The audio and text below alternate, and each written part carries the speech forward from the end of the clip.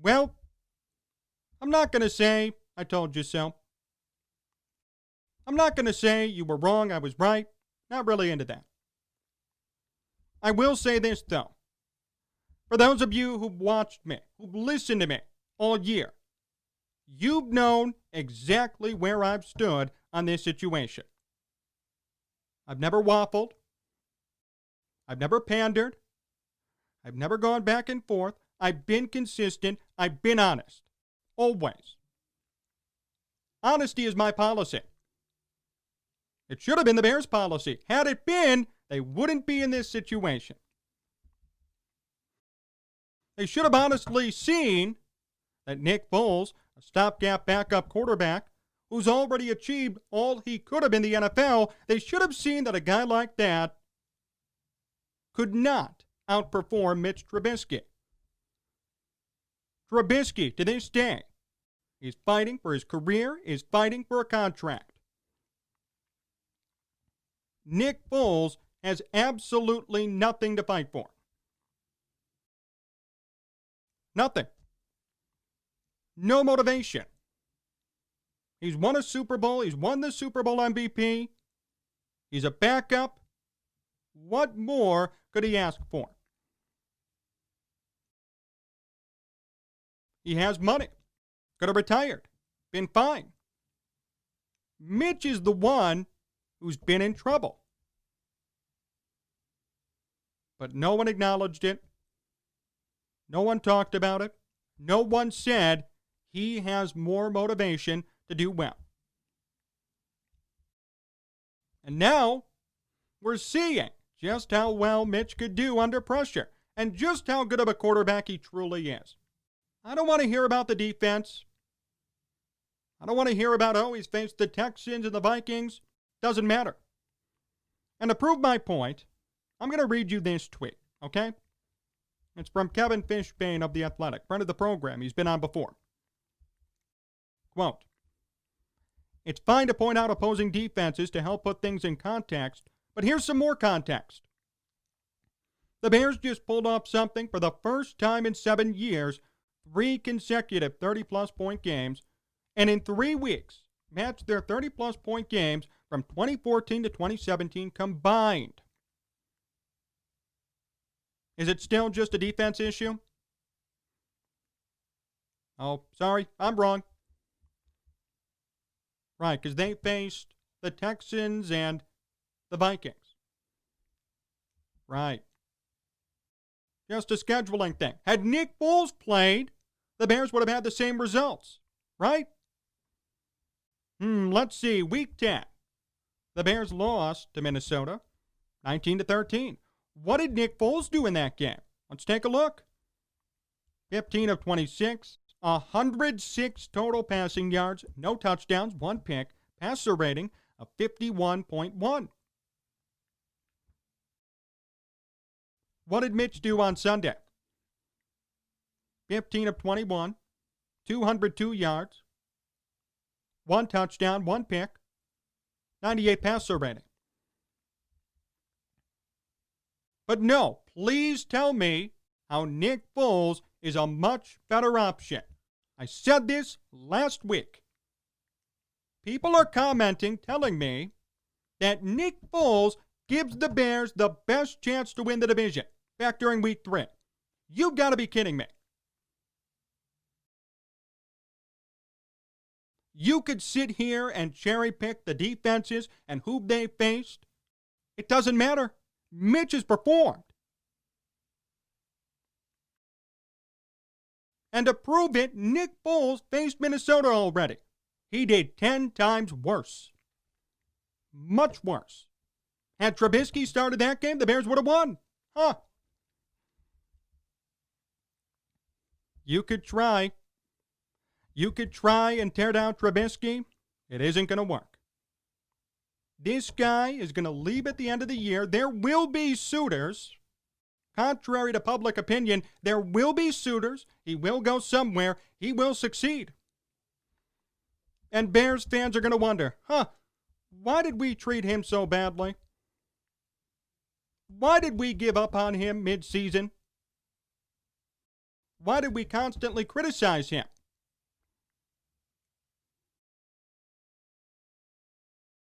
I'll admit, Mitch didn't have a perfect game. Almost did, despite the pick.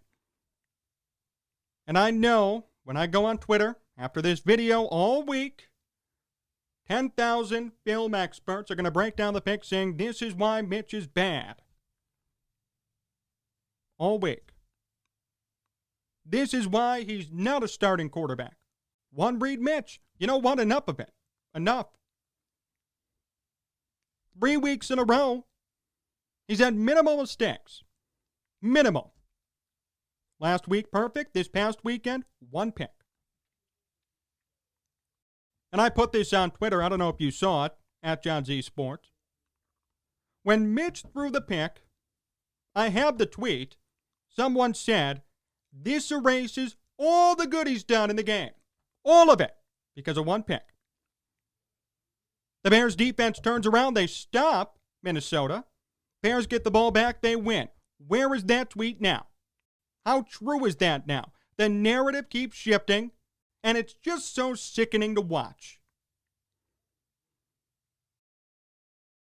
It really is. That's why I don't blame Mitch for leaving. I want him out of here. The way he's been treated, he doesn't deserve this. Now all of a sudden, we're talking about extensions. Really? A couple of weeks ago, I remember saying, other people said, tear it down, tear it down. Read all the articles about it, tear it down. Now we're talking about a Mitch extension. Huh. Wait, when did that narrative shift? I didn't get the memo. Wasn't included, I guess. Each and every week, each and every play, each and every throw by Mitch is scrutinized, and people are finding ways to tear him down. It's obvious. The interception proved it. This isn't some conspiracy theory. Look at Twitter after the interception. Look at Twitter when the Bears won the game. It went from Mitch blew the game again to, wow, the Bears won. Let's extend Mitch. What are we doing?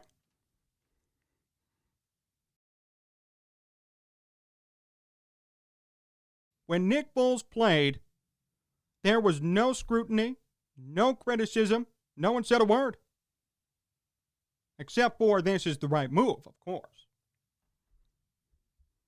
Why are we treating Mitch Trubisky with that same idea, with that same respect? What, because he doesn't have a Super Bowl MVP? It's just so aggravating. I'm happy the Bears won. I want them to go as far as they could. I know we have people rooting for the Bears to lose out still, people rooting for them to fire everybody, people rooting for Mitch to be bad. I'll never understand it. By the way, David Montgomery had a great game yesterday. I just want to make sure we get that out there. David Montgomery has shown the Bears this year what their identity is. If you know the history of Bears football, you know this team was built on the run game and the defense. And ever since Matt Nagy came, the run game, oddly enough, was neglected. Jordan Howard, Montgomery again last year, now Montgomery this year. It's been neglected, it's been thrown off to the side, and it's annoying, frankly. It's worked for them for so long. Why abandon it? Why get rid of it? That era is over. The run game is back. And it feels so great. The Bears are known for producing great running backs. And that's what I love about this franchise. One of the few teams in the NFL who consistently churns out outstanding running backs. Walter Payton, Matt Forte, David Montgomery, Thomas Jones, Cedric Benson even. And that's just recent. I love that the run game is back and it's being incorporated. Montgomery will rush for 1,000 yards this year. And I think he's become one of the premier backs in the NFL. And here's why. Every time he's hit, he doesn't go down. Doesn't go down, breaks, tackles, keeps going. I saw a graphic on the game the other day.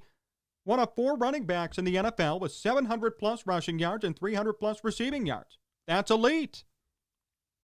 Two-dimensional back. I loved Jordan Howard. I did. But he was one-dimensional. Could not catch a football. That's why the Bears needed Tariq Cohen. Now Tariq is hurt, and Montgomery's doing both. Runs all the time, 4.5 yards per carry, then catches the ball in the flat, 5 yards, 10 yards, some deep balls. He's done a great job at adjusting. Not his fault Tariq Cohen got hurt.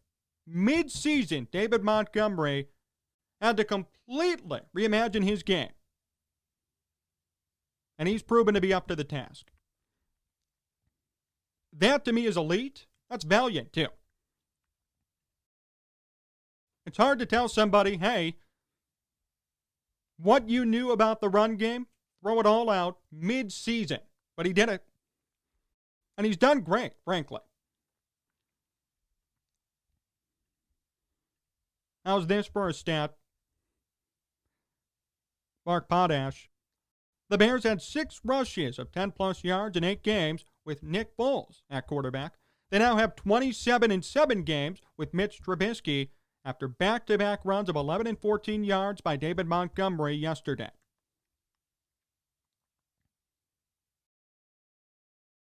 The run game has been better under Mitch. It's also been better under Bill Lazor, new play calling. But having Mitch in gives the Bears their true identity. It does. You may not like it. I understand that Mitch is not the perfect quarterback. He's not the guy you necessarily want to build your team around, but he gives the Bears their identity. Everyone's identity is different. Chiefs, passing, offense. Bears, usually, run game defense. That's it. Patriots was Tom Brady. That's it.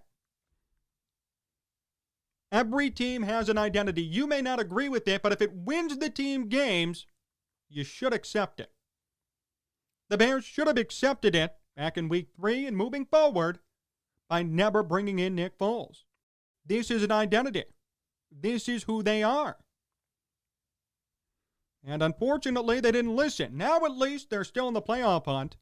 But I'll tell you this much, if the Bears don't make it, I think everyone's gone. If they do make it, Pace, Nagy, even Trubisky may save his job. If they don't, they're all gone. That's a fact. You heard it here first. I don't see a scenario in which the Bears miss the playoffs and everyone keeps their jobs. Because in the end, when the McCaskies and Ted Phillips go back to look at what this season was, they're going to look at Matt Nagy's decision to bench Nick Foles. Or rather, to start Nick Foles and bench Trubisky. They're going to look at that. They're going to scrutinize it. And he may be out. Ryan Pace may stay. He may say, hey, I drafted Trubisky. It's not my fault he was benched. And that may prolong his time. And Mitch may stick around for 1 year. Who knows yet? But the Bears are in the thick of the playoff hunt. And that's all thanks to Mitch. And Bill Lazor, sure. It's Mitch.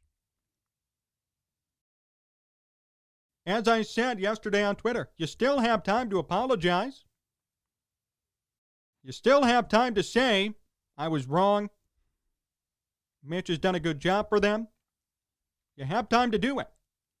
But don't turn around when the playoffs start or the Bears are in and say, I was with you the whole time. I love Mitch Trubisky. We all know. I remember. I see what people say on Twitter. I do. And on here too. I have screenshots. I know what people have said When I first said, or initially, the Bears should have never benched Mitch, I have them all. I read you last week the articles and the headlines about how Mitch is the biggest problem for the Bears. How the Bears mercifully benched Mitch. I have it all. So if I were you, I'd reassess where your priorities are, realize his team's better with Mitch, whether you like it or not. You can keep doubting. You can keep rooting for him to fail. I know so many people doing that. But in the end, when Mitch succeeds, not if, but when, you're not going to look too good. It blows my mind that so many people are rooting for his failures. And so many people, for example, will look at the one pick on Sunday and say, he made a mistake, horrible quarterback, done. That's sickening. You just look for every single little thing to tear him down on. Against Houston, he didn't provide anything, and everyone shut up. And yesterday, for about 5 minutes, everyone said Mitch cost the game, Mitch's fault. I'm sure some guys had to change up their articles, right? The writers. Blame it all on Mitch, but it didn't happen. The Bears won. The defense stood tough. Mitch won the game despite the mistake. Wow. Unbelievable. So for 5 minutes, Mitch was on the hot seat. The rest of the game, there was nothing to be said. I know it's so frustrating for all of you who've come down against Mitch, but don't fight it. If you're sitting there honestly waiting for Mitch to just screw up, if you're sitting there rooting for a 3-interception day, then you really have to get your priorities checked. Remember, it's a team game. You may not like the person in charge. You may not like the quarterback on the field, but you love the team, right? Seriously, you love the team. You love the franchise. You love the history. So why does it make sense to root against the current quarterback or to root against the current management? The Bears are close to making the playoffs. We should be celebrating. To go from 5-1 to 5-7, now they're coming back. It may have been a roller coaster, but it's positive. Why root against that? This is not the New York Jets. It very well may be soon, but not yet. We're not sitting here rooting for an 0-16 season to pick Trevor Lawrence. If you want that, go be a Jets fan or be a Bears fan in a couple of years. See how that works for you. This team has some holes, but they're also talented. They're winning football games. And anybody who sits here and blatantly roots against them, against management, against Mitch, you're missing the point. And no one can help you. So I suggest keep the fandom alive. No matter who's playing, root for your team, because it could be a long, long time before the Bears are ever in this position again. More to come here on Sports Talk Chicago. My interview with John Tesh comes up next, so stay tuned. Hey, do you want to make some money this weekend? What if I told you I could offer you $250 free dollars to bet on any game you want? Here's what you have to do. Go to sportstalkchicago.com/cash, sportstalkchicago.com/cash. You must be 21 plus. You must be an Illinois resident. You can bet $250 free dollars on any game you want for this upcoming weekend. Bears Jacksonville. The Bears are big-time favorites, -7. College football, college basketball. The NBA starts up this week. It's never been a better time to put down some money and win some more back. Go to sportstalkchicago.com/cash, sportstalkchicago.com/cash. If you have a gambling problem, call 1-800-GAMBLER.